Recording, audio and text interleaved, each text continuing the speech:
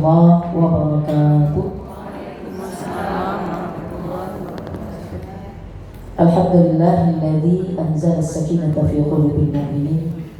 Assalatu wassalamu ala asyrafil mursalin sayyidina wa maulana Muhammadin sallallahu alaihi wasallam wa ala alihi wa ashabihi ajma'in, amma ba'd. Wa qala Allah ta'ala fil Qur'anil Karim wa huwa asdaqul qailin wa biqaulihi yahtadil muhtadun. A'udzu billahi as-sami'il 'alim minasy syaithanir rajim. Bismillahirrahmanirrahim. Laqad kana lakum fi Rasulillahi uswatun hasanah liman kana yarjullaha wal yawmal akhir wa dzakarallaha katsiran.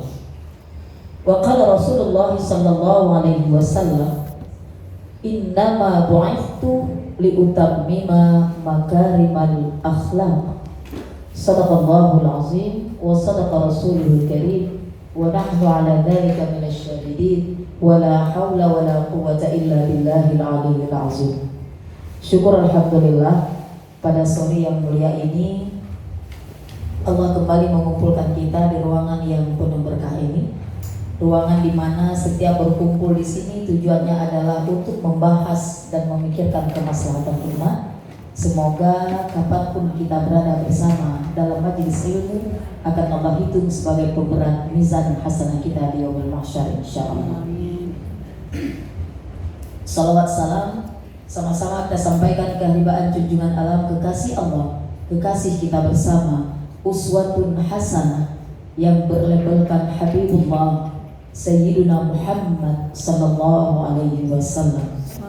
Ketika kita berkumpul hari ini dengan kecintaan kita kepada baginda Rasul, seyogyanya akan menjadi sebab di yaumil mahsyar Rasul akan mengakui kita sebagai umatnya dan beliau akan memberikan syafaat untuk kita di yaumil mahsyar insyaallah, dengan harapan bahwasanya setiap pertemuan, setiap kita berjumpa, maka waktu itu akan lebih baik dari pertemuan-pertemuan sebelumnya insyaallah. Yang kita hormati Ibu Ketua Dharma Wanita Persatuan Kanwil Kementerian Agama Provinsi Aceh, Nyonya Pak Kabak, seluruh Nyonya Kabit, Nyonya Kakan Kemenang Kabupaten Kota, dan seluruh ibu-ibu anggota Dharma Wanita serta karyawati di lingkungan Kanwil Kementerian Agama Provinsi Aceh yang berbahagia. Pada sore hari ini tadi Maknya sudah mengantarkan, sudah memberikan sinopsis ya. Kalau kita dalam lomba debat PA itu ada namanya sinopsis. Jadi tadi Maknya mengantarkan ini pemateri harus ngomong apa, kan itu ceritanya. Ketika tadi disampaikan bahwa kita ini momennya masih maulid. Pertanyaannya, berapa lama maulid? Berapa lama maulid? Baru break, Pak. Bingung itu di Insakia, urunnya mentau maulid. Itu khusus di Aceh. Jadi berapa lama maulid di Aceh? Jawabannya apa? Sebanyak masa iddah seseorang yang ditinggal mati oleh suaminya. Pertanyaan berikutnya, sekian lama kita peringati maulid. Hitung sajalah umur kita berapa. Berapa puluh kali sudah kita merayakan maulid, kali 4 bulan. Apa sih makna maulid itu? Apa sama maulid dengan maulud? Sama apa beda? Sama apa beda? Sama apa enggak nih? Nah, ini jangan maulid kok, maulid tanya awak kemenang long. Awak kemenang, apalagi Pak Kanwil, Pak Kakan kemenang selalu menjadi orang yang buka idam ketika maulid. Ya kan? Nah, jadi pertanyaannya dulu, pernah nggak tanya sama bapak-bapak, sama nggak maulid dengan maulud? Sama kan? Ibadah ya? Jawab. Ini jawab cepat-cepat supaya kita cepat pulang. Sama apa beda nih maulid dengan maulud? Tadi Maknya bilang kalau ibu-ibu mau bertanya silahkan tanya, agaknya dibuka kali enggak boleh. Jadi sebelum ibu-ibu tanya, saya tanya dulu, nanti mau ibunya. Apa dulu? Ini segala lanjut. Sama nggak maulid dengan maulud? Benda. Orangnya apa caranya? Yang apa aku maulidkan, hai maulud kalau. Apa dulu? Sama apa tidak? Yang dari PD. Yang dari PD menyong maulidnya nyansoh kampus harus pulang maulid. BE jadi sih. Maulud PD. Nah. Apa Win? Sama aja. Kita dapetin.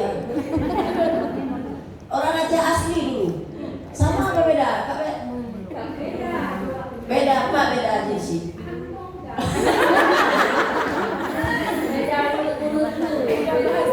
Lah nak buka dekat Pak beda aja. Itu kata balon dulu. Kan itu kan? Jadi baik maulid tanya, maulud tanya. Begitu ditanya maulid dengan maulud beda apa enggak? Katanya kalau masih gadis ya as-sukut ya dulu ala ridha. Tapi menyajino as-sukut ya dulu ala namupu. Jadi jangan pikir kamu mau iya benar juru selamat enggak. Nah jadi kalau kita selama ini masih sibuk itu belum lagi masuk ke dalam tataran yang belahno pegah bid'ah, yang belahno pegah sunnah, yang belahno lain pendapat. Menyogiyo tagun bak kamu maulid makanya bid'ah, tapi menyogunda enggak padanya sunnah. Jadi menurut kebutuhan. Ya.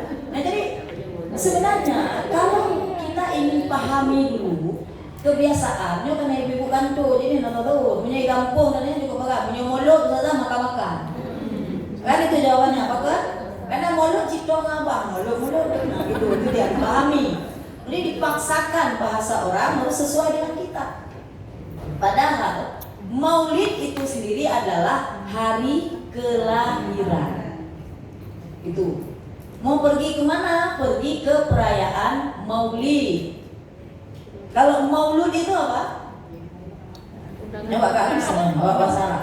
Al-maulud huwa al-walad alladhi yalidu fi 'aidil maulid. Al-maulud artinya bayi yang lahir pada hari itu. Jadi orang tidak bak maulud pak dengan bayinya. Nah, jadi makanya mulai besok ibu-ibu dewe kanwil dia pegang aja bu jabak maulid. Dia pegang jabak maulud. Karena dia jabak maulud mau kemana coba? Bayi siapa yang dikunjungi sekarang? Oke, kablah ada enak kan? Oke. Ketika tadi kita salawat. Yang salawat pi hana bla bla gerak kiamat dengan mentang yang pegang hai hana yang kelawutnya bid'ah. Nabi hantam gubernur selawut. Sekarang saya mau tanya dulu, salawat itu ibadah apa bukan? Ibadah apa bukan? Ibadah, dalilnya?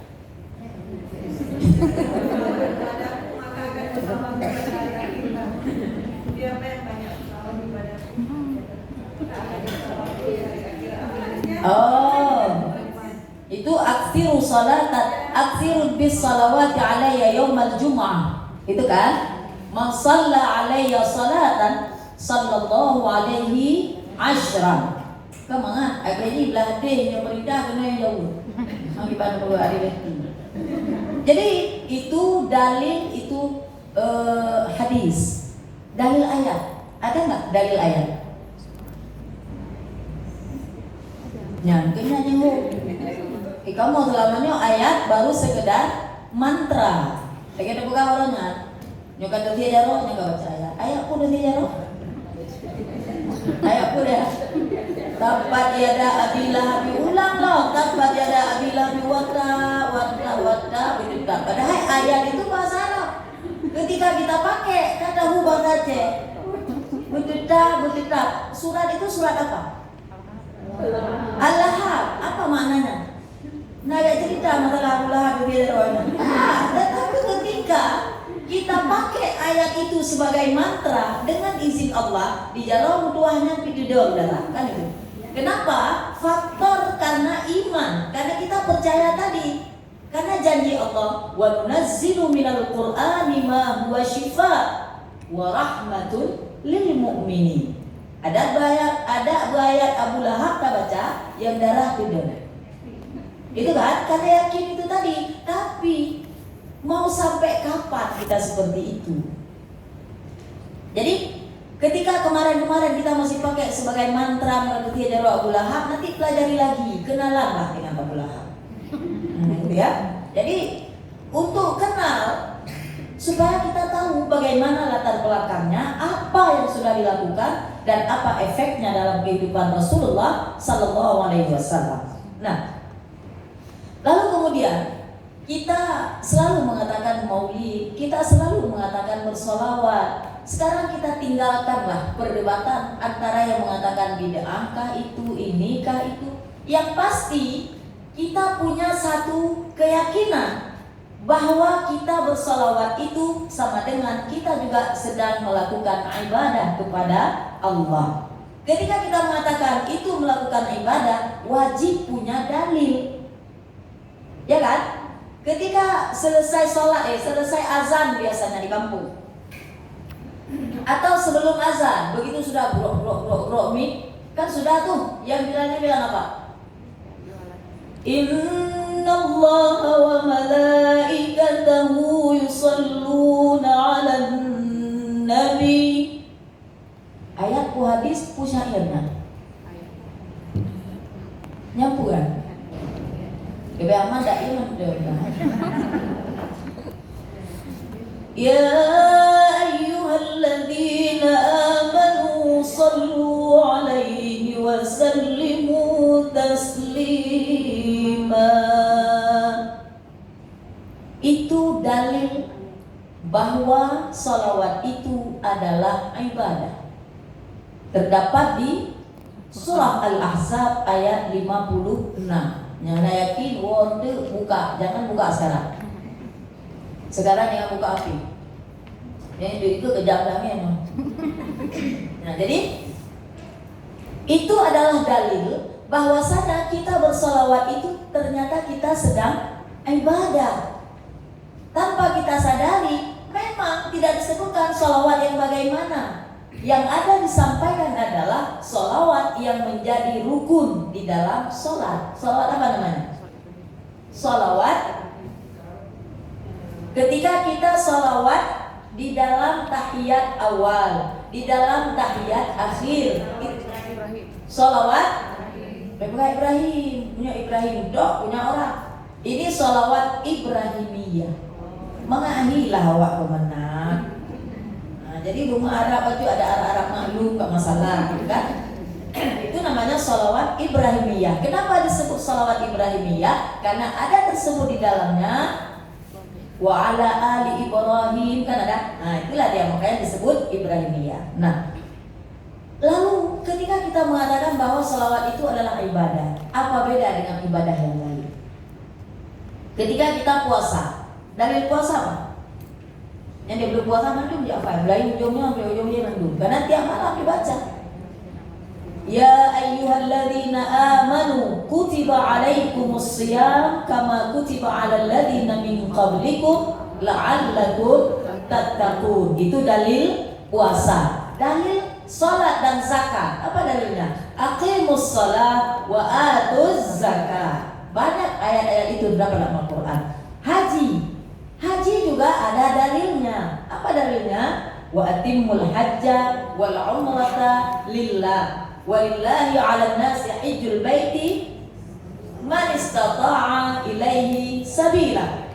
Nah, sekarang kita ingin lihat apa beda ibadah yang lain dengan ibadah sholawat, supaya kita lalu kemudian ketika membaca sholawat tidak menganggap bahwa itu hanya sekedar karangan manusia, itu hanya sekedar syair, bukan.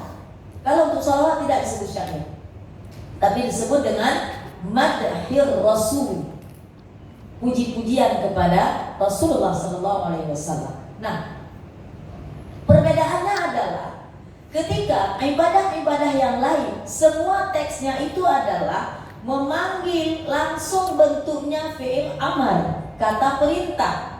Langsung diperintahkan. Yang diperintah siapa? Orang-orang beriman. Pernah gak ada ayat yang menyebutkan bahwa Allah itu salat, Allah itu haji? Pernah gak?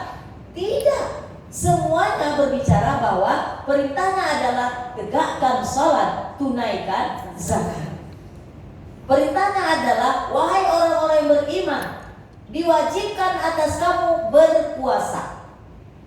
Tapi bedanya dengan sholawat. Kita lihat teks ayatnya. Tadi kita baca sholawat tadi. Salah satu baris di sholawat itu ada yang bunyinya bahwasanya disebutkan di situ Allah bersalawat kepadamu. Itu sebenarnya adalah implementasi dari ayat yang kita baca tadi. Apa bedanya? Teks ayatnya innallaha wa malaikatahu, sesungguhnya Allah dan para malaikatnya, yusalluna 'alan nabi, bersolawat kepada nabi. Itu bedanya. Kalau ibadah lain itu adalah tusi kita selaku hamba Allah. Karena Allah mengatakan sesungguhnya diciptakan jin dan manusia, wa ma khalaqtul jinna wal insa illa liya'budu. Tidak aku ciptakan jin dan manusia kecuali untuk beribadah. Ibadah yang mana? Ibadah mahdoh tadi yang ada di dalam rukun Islam tadi. Sementara sholawat bedanya adalah Allah dan malaikat lebih dulu sudah melakukan itu, tetapi bukan dalam bentuk ibadah. Kalau Allah dan malaikat bersolawat kepada Nabi, artinya adalah bentuk penghormatan dan kemuliaan kepada Sayyidina Muhammad sallallahu alaihi wasallam. Jadi bedanya ketika kita bersolawat, artinya kita sedang mencontoh apa yang dilakukan oleh Allah dan para malaikatnya. Itu dia bedanya. Jadi hanya bayar kapuk ke yang solawatnya. Solawat bagaimana? Terserah mau solawat apa. Saya mau karang sendiri, karang aja. Asal ketika mengarang solawat pun jangan sampai menghilangkan nilai-nilai akhlak. Dulu kan ada ya Sayyidi ya Maulana ya Muhammad nupreh kamu Pak Uledi ada dulu kan. Ini yang pas-pasan bahasa Aceh, minta maaf lah ya. Begitu di ujungnya Pak menyohan nupreh ya Muhammad nekawat kamu dengan jarawi. Kan gak sopan sekali kalimatnya seperti itu. Jadi makanya ketika bersolawat pun gunakanlah kalimat-kalimat yang memang dapat menggugah jiwa kita, menunjukkan bahwa kecintaan kita kepada Rasulullah SAW melebihi cintanya kita kepada diri kita sendiri dan juga kepada kedua orang tua kita. Ibu-ibu yang dirahmati Allah, ketika disampaikan bahwa Rasul itu adalah uswatun hasanah, biasanya kita ketika membaca ayat ini wakafnya di situ. Laqad kana lakum fi Rasulillahi uswatun hasanah. Sungguh telah ada pada diri Rasul itu untuk kalian suri teladan terbaik. Best idol, ini bukan lihat cinta. Best idol adalah Muhammad sallallahu alaihi wasallam. Pertanyaannya, Muhammad itu tidak ada cacat. Beliau maksum. Beliau sudah mendapatkan sertifikasi abadi dari Allah. Innaka la'ala khuluqin azim. Sesungguhnya engkau benar-benar memiliki akhlak yang begitu agung. Ketika kita berhenti di situ, yang kita pahami bahwa Nabi itu adalah uswatun hasanah. Seolah-olah kita dengan mudah dan gampang mengaku-ngaku menjadi umat Nabi tanpa syarat. Rasul tidak ada syarat lagi untuk menjadi idola terbaik, tapi ternyata untuk mengaku sebagai umat Nabi itu memiliki syarat. Apa syaratnya? Liman kana yarjullah. Syarat pertama, kita menilai diri kita. Adakah kita beriman kepada Allah? Beriman yang bagaimana? Amantu billah wa bima qala Allah. Ketika disebut beriman, beriman yang bagaimana lagi? Kan itu. Amantu bir Rasul wa bima qala Rasul. Beriman kita kepada Rasul dan apapun yang disampaikan oleh Rasul tanpa syarat. Itu akidahnya, tanpa syarat. Kenapa puasa? Karena perintah Allah. Bukan karena kahek lu diet keto ku sudah apa lagi? Yang lagi habis wadas pernah nih, yang makan tumbuh-tumbuhan sedapat vegetarian. Alah, kok habis wadas? Digagah dengar itu mantan di sini maksudnya. Jadi sudah capek vegetarian, sudah keto, diet karbo dan lain sebagainya, ujung but, alah, saya puasa aja lah. Di samping menghemat, kami sana bayar jabak ganti. Nah, jadi nanti saya dapat diet. Bukan itu sebenarnya. Kenapa bu puasa? Berusaha mengamalkan sunnah. Masalah dapat diet, nah itu bonus. Itu seharusnya. Kan kalau kita jawab seperti itu kan ada bu. Alah sok maling. Basok ile untuk maling, sok ile aku maling itu belakangan. Jadi nggak masalah kalau yang seperti itu. Jadi ternyata orang yang pantas mengidolakan Muhammad, ciri pertamanya adalah dia itu beriman kepada Allah wal yaumal akhir dan beriman kepada hari akhir. Lalu apa juga di situ? Tidak. Wa dzakarallaha katsira. Setelah beriman kepada Allah, beriman kepada Rasul, lalu kemudian banyak-banyak berzikir mengingat Allah. Bagi yang sudah gabung, ada yang mengatakan saya sudah cukup zikirnya, saya harus punya target, saya sudah ratet tiribe. Dengar sudah sana, oh kamu udah malam, kamu ratet tiribe dengar. Karena menganggap bahwa zikir itu adalah berputarnya tasbih yang ada di tangan. Ternyata bukan seperti itu yang dimaksud. Ketika dikatakan berzikir mengingat Allah, lebih luasnya disampaikan alladzina yadhkurunallaha qiyaman. Orang-orang yang mengingat Allah tatkala berdiri. Berdiri di sini juga diartikan ketika dia punya posisi mengingat Allah. Wa qu'udan, ketika dia duduk. Bisa jadi duduk seperti duduk biasa atau bisa jadi ketika sedang memiliki kedudukan. Wa ala junubihim, dan ketika berbaring. Ayat ini dimaknai bahwa itu jenjang-jenjang ketika menjadi ruksah bagi yang salat. Oh, nggak sanggup berdiri boleh duduk, nggak sanggup duduk boleh berbaring. Nah gitu. Jadi itu sebenarnya yang dimaknai. Ketika dikatakan seperti itu, bagaimana lalu kita ingin melihat warna orang-orang yang berzikir mengingat Allah? Apakah hanya cukup ketika jalan itu nunduk terus gak ada lihat-lihat, kenapa saya lagi zikir? Enggak. Karena kenapa? Ternyata syifa itu yang ada di Al-Quran, obat yang ada di Al-Quran itu mengobati tidak dalam bentuk penyakit fisik. Meski tadi, kenapa juga kalau seandainya sakit lutut, apa yang dibaca? Ini ibu muda, aku udah nanya, nek yang kaji apa? Gitu kan? Nah jadi ketika nanti ada polisi mau baca apa? Ini kamu puaya. Ketika ada razia, nyangka bukan dari SIM, dari STNK, pasti dari ayat. Waktu razia, ayat apa? Ayat apa ini? Apa ayatnya? Ya nggak biasa hanya kena razia, nyawa kena razia. Itu kalau sudah lihat, rame-ramenya karena polisi, kalau jumpa samia dan juga bismillah kusyualu, langsung tarik satu ayat dari surah Yasin. Waja'alna min baini aydihim, misalnya ada gebet madah depok loh. Karena kenapa? Saking sudah berada di alam unconscious mind. Ya, dia. Kamu sering diskusi gitu ya tentang unconscious mind. Yang kata surah Yasin punya dia nafas. Hana, nyaman tuh. Karena kenapa? Tujuan hafal ayat untuk dilarang. Nah tuh.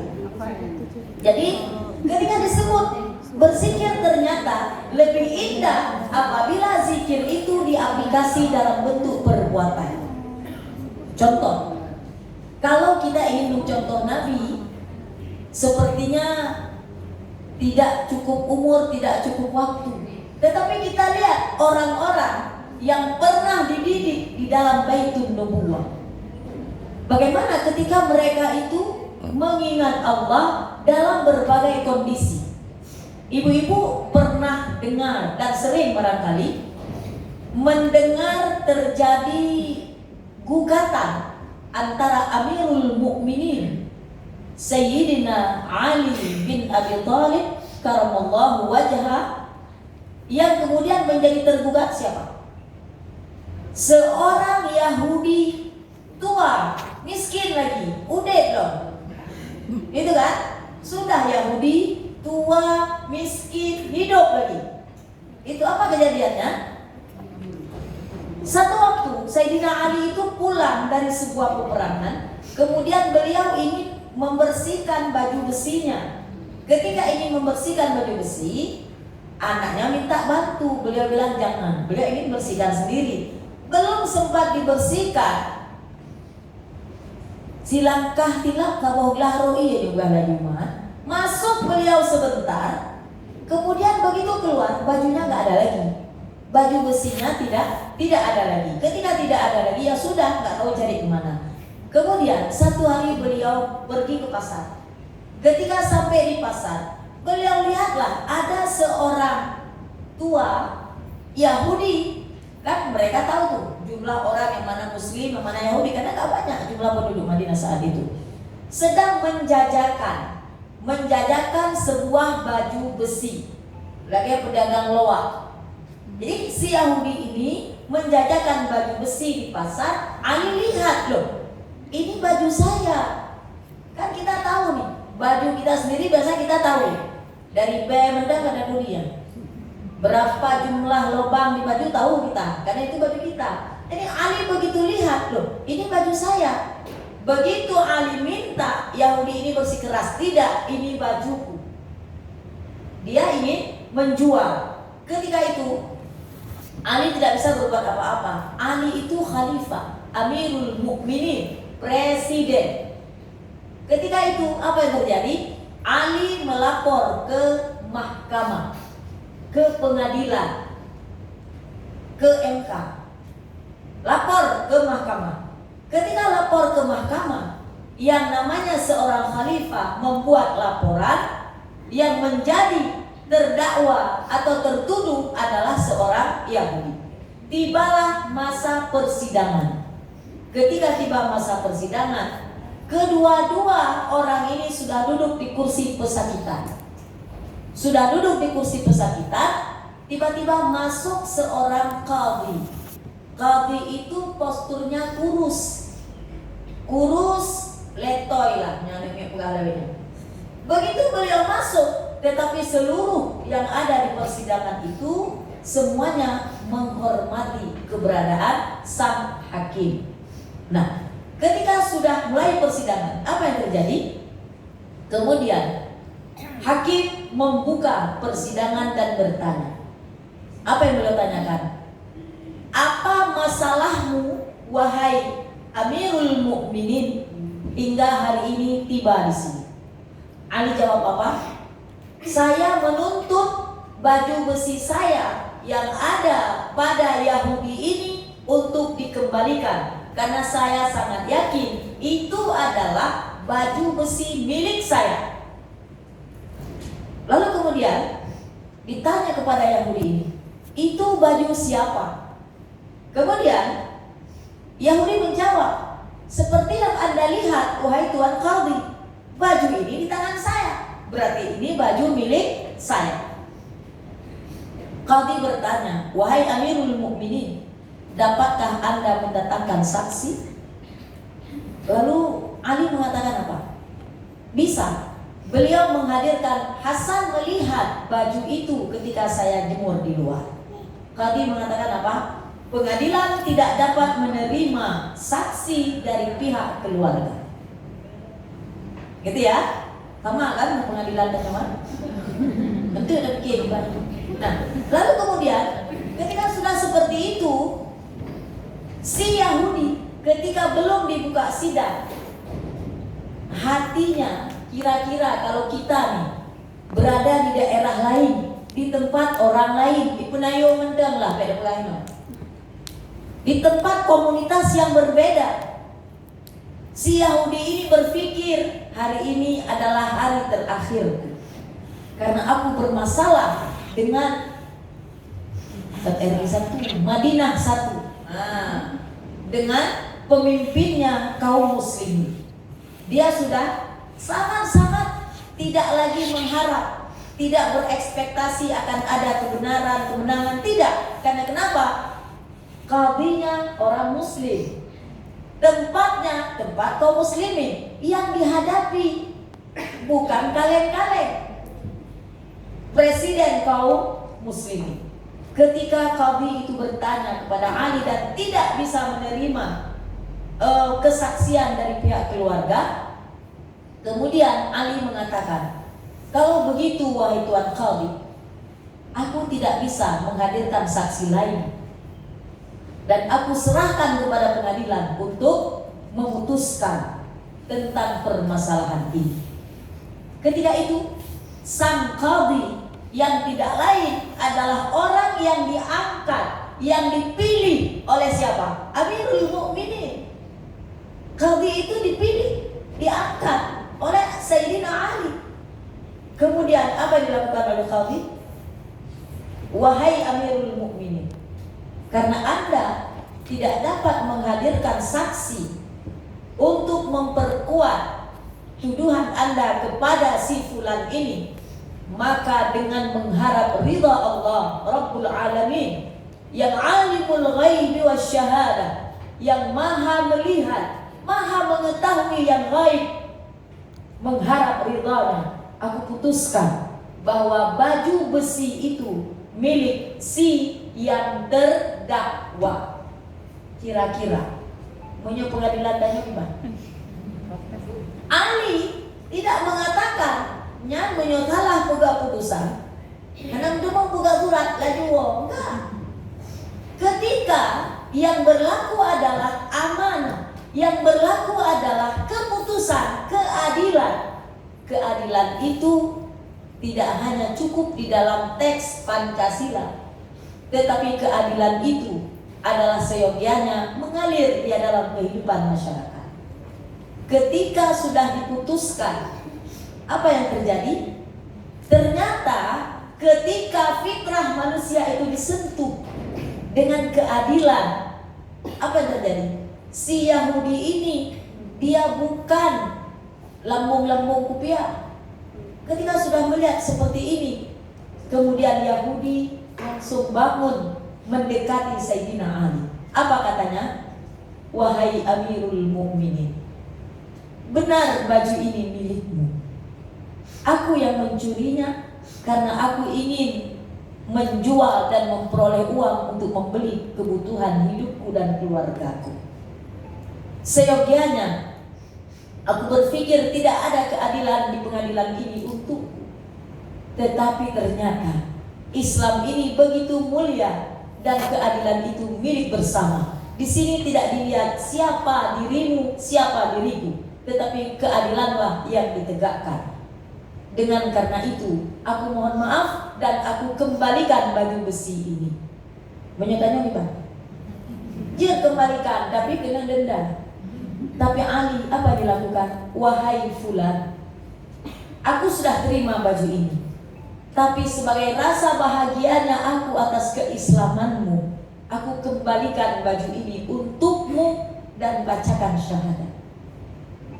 Kalau yang tersebar adalah orang Islam ini orang yang intoleran, orang yang radikal, kenapa orang mudah menyebut itu? Karena kita selaku kaum muslimin tidak pernah mempelajari sirah an-nabawiyah dan juga tidak pernah mengkaji tentang qudwah dari para salafus salih. maka orang akan mudah mengatakan bahwa Islam ini radikal. Yang selalu ditohong adalah kaum muslimin. Ketika kita tidak paham, kakak hidangnya lagi dulu larga kan